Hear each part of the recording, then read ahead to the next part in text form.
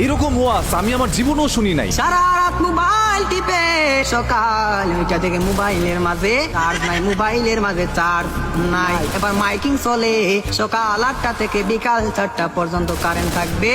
এবার টেনশন আছে না নাই, সারাদিন কারেন্ট থাকবে না। আর যদি কারেন্ট না থাকে আমার মোবাইলটা বন্ধ হয়ে যাবে, আর ওই পারে কথা বলা যাবে না। এবার ওই পার থেকে রাগ করবে কি করবে না। এবার যখন বিকাল 4টা বেজে গেল, এই মাত্র কারেন্ট আসলো আর মোবাইলটা চার্জে লাগাইয়ে টিপানো আরম্ভ। বার মেসেজ করে হাই, বার গিয়ে দেখে ওই পার থেকে ব্লক করে দিছে। এবার ছেলেটা তো টেনশনে আছে, আরে ব্লক করে দিল আমার জেনে তো ভালোবাসা কোথায় গেল।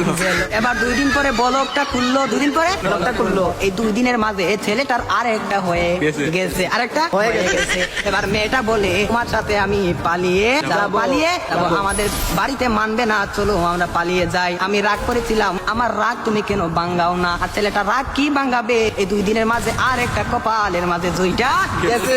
ওই মেয়েটা বলে চলো আমরা পালিয়ে যাই, ছেলে বলে চলো। আর ছেলেটা মনে মনে ভাবে তোমার একটা শিক্ষা দিতে হবে। এবার মেয়েটা সকালে স্টেশনের মাঝে গাড়ি গুটি লইয়া রেডি। এবার ছেলেটা তো আসে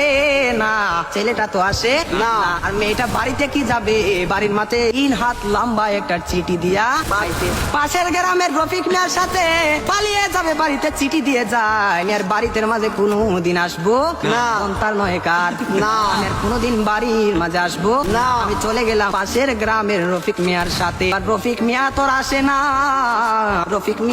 আর আসে না, এবার 1 ঘন্টা চলে যায়, 2 ঘন্টা চলে যায়, ছেলেটার মোবাইলে বন্ধ।